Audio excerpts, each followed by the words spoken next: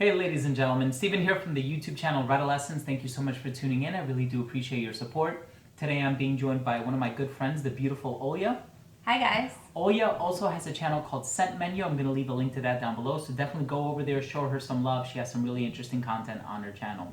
So today, you're welcome. Today we're going to be going over what Olya thinks is the sexiest men's flanker. So stay tuned.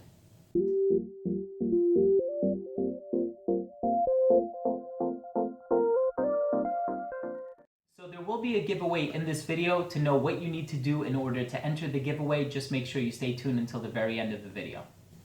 Alright, so all of these here are flankers. I picked 10 of them. I kind of picked them at random, but a lot of thought actually did go into it. And sometimes I feel like, although the flanker is awesome, like in the case of Mugler, right? I love Amen. But I also feel like a lot of the flankers, like Pure Malt, Pure Havane, they did it really, really well. Yeah. And so all of these can kind of have like this sort of clubbing, compliment getting, mass appealing factor to them. So what we're going to do, if it's cool with you, is we're going to create 3 different piles: a love it pile, a like it pile, and a pass pile. All right? Good. So just be as honest as possible, and we'll start in whichever direction you want. I'm a straight shooter, so you'll get definitely a straight so answer. let's start on that side. All right, so this is the Tom Ford. This is Noir Strong. Well, this has a pistachio note, if I remember correctly, right? Yeah, it has like a kulfi note, which is like an Eastern dessert. And so there's some spices in there. There's a lot of spices in there, but it also has like that vanillic dry down. I love it. I do like this one a lot. Yeah. I So actually like better than the original. do you? Okay. Yeah. The original I find to be a bit more resinous, but Olya was telling me this off camera that you were actually bidding on this one. Yes, and I lost a bit. Because like usually I was telling Steven that I'm an eBay ninja. Like if I'm betting against you, you are not getting the fragrance usually. I will I'm very confident in my eBay skills, but on that one I walked away from the auction thinking I'm gonna remember. And I was like, ugh. Now you were buying this for yourself or for your husband? For myself. Okay, all right. So it just goes to show you, some of these could be, actually all fragrances are unisex, right? Yeah, Anybody can wear whatever they want, but so where would you have to put that one? The love it pile, like it pile, or? This is love it pile. Okay, that's what I thought. Let's start it next to myself. Like this is gonna be my love pile. Cool. Right? So if it's gonna make it in the love it pile, we'll keep the bottles back here. If not, we'll discard them. Sounds good. So the next one is a tried and true release from the house of Yves Saint Laurent, and this one is called La Nuit de l'Homme. It's so subtle though, and it's definitely kind of almost stepping into the gourmand category without fully being, any, like there's no sweetness to it, but altogether there's this like comforting vibe that those spices create. So I really, but this is love. It's another love? Okay, cool. I feel like I'm gonna have a big love pile, but we'll see. That just means I did pretty well with my curation here. Yeah. So the next one is from the house of Mugler, and this one is called Angel Men Pure Malt. Now this is the boozy rendition. Pure Havane is the tobacco, Cryptomint is the mint, Ultra Zest is the orange. Well, this one I'm not loving. Yeah. Just off of your first smell, I was like, she's not feeling this one so much. I'm not excited. All right, so you know what? Why don't we get this off the camera? No more airtime. So the next one, Armani Code Profumo. And this is not the newest release, because this is the one that you haven't tried, right? Yeah, I haven't tried this one at all, and I'm really, really excited. Oh, this is smooth. It has this kind of interesting, creamy undertone to it. Yeah, there's a creaminess. I definitely get the tonka bean that's in there, that coumarin tonka bean vibe. Yeah, for sure. This is a love pile. Okay, all right. I know it's going to be very hard because then I'm going to have to narrow down from that pile, and that's what I'm going to be. I know, but naturally you're a fan of gourmand fragrances, right? So I feel like a lot of the ones in here are sweet, and I kind of already know your opinions regarding this one, but yeah, you know how to make it hard for me. So, King of Clubbing, as it's often been dubbed, Ultra Malt by Jean Paul Gaultier. I like it. I like it better than the original. Okay, but you don't love it. I don't love it. Okay. But I like it. Wait, is there hate pile already? No, or is this like a like pile? I'm only keeping the Like, loves. wait. Yeah, I know. So we're just gonna get it off screen so the audience knows it's not one of Olya's favorites. It's not one of my nice favorites, but it's still really, really nice. You know, I think that for clubbing and just in general for an occasion that you don't have to really dress very sophisticated for per se, this is really cool. I definitely like it more than the original, for sure. So the next one is one of my personal favorites. I know this one has a lot of flankers. There's Eau, there's Cologne, there's Intense, but this one is the Parfum. But here you go. And you're familiar with this one too, right? It has that added leather note in there. Definitely adds that backbone to the composition. It's beautiful. I actually own the Intense version, which I recently got on eBay. I love the Intense version. It has like that ambrette seed musk mallow thing going on. It's so sweet. Yeah, exactly. The sweetness is like pushed more here. I think it's absolutely beautiful because of the leather. Yeah.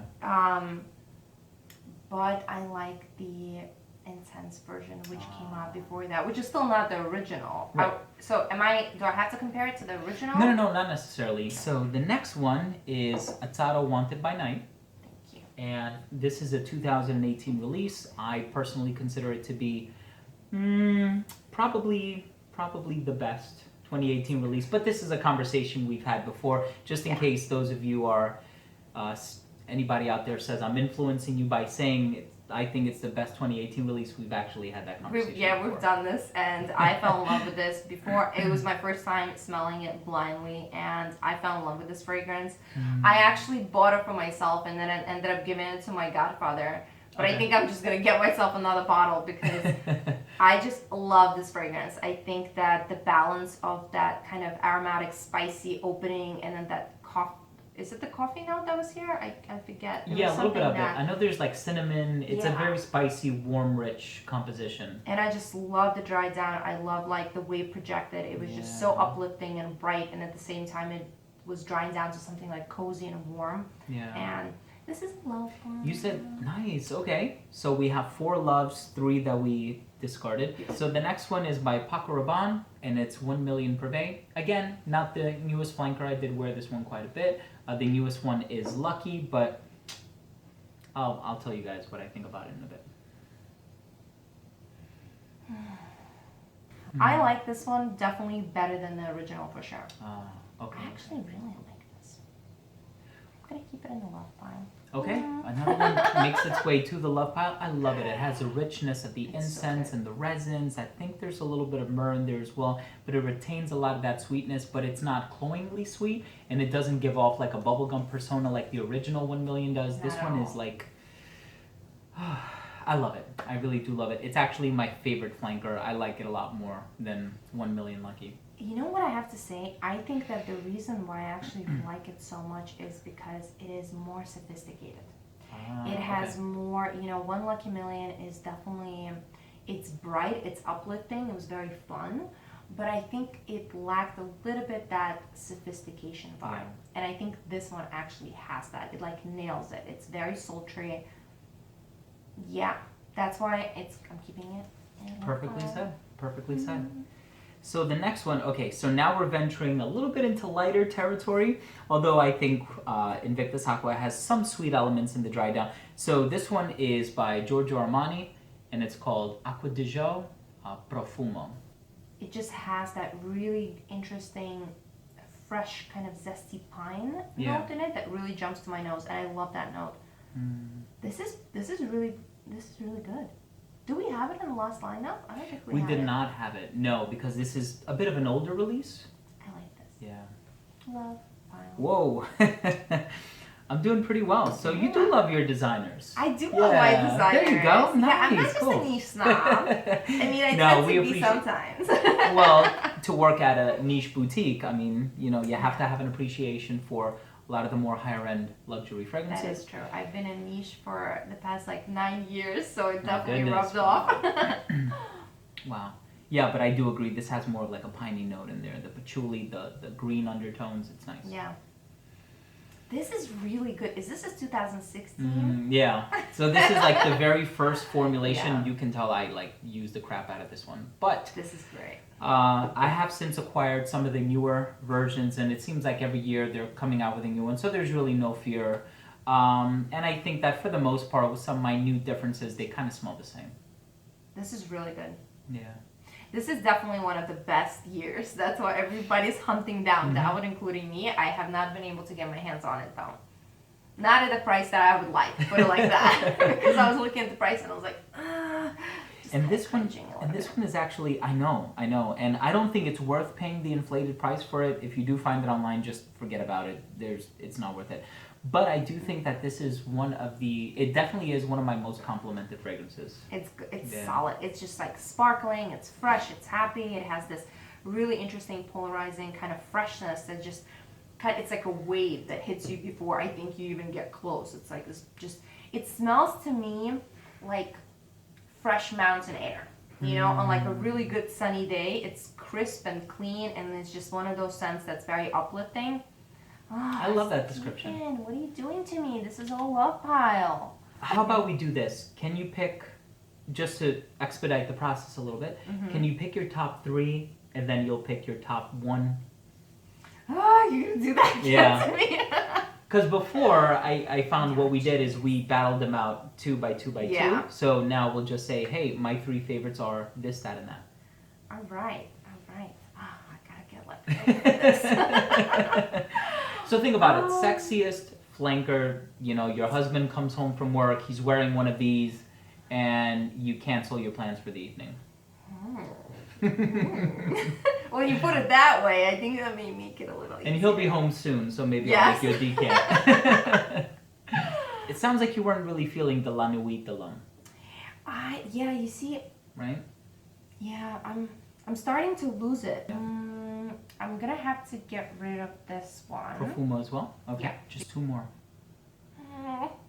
Okay, let's get rid of this one, even though I know I kind of don't want to. That one breaks my heart a little bit, but it's okay. I'm not even sure if I really want to do it. I'm like indecisive. No, bring it back. Oh, I really do love this one.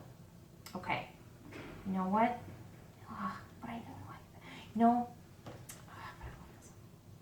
okay, I'm gonna get rid of this one. Interesting. If you did have to pick one of these 3 to be your all-time favorite, as in like, you know, the sexiest flanker, which one would it be? That's awesome. I really did have a feeling you were gonna say that one. I was gonna say spoiler alert, but Tom Ford Noir Extreme is amazing, guys. I mean, it really is one of my favorite fragrances of all time. I still wear it to this date. I'm actually kind of afraid to run out of my bottle, even though I know I could very easily just run out there and buy another one. But what is it that you love about this one so much? It's so sexy. Yeah. And it's like nutty, and it's woodsy, and it's smooth, it's velvety. Here comes my favorite description. But it really is so though. Good.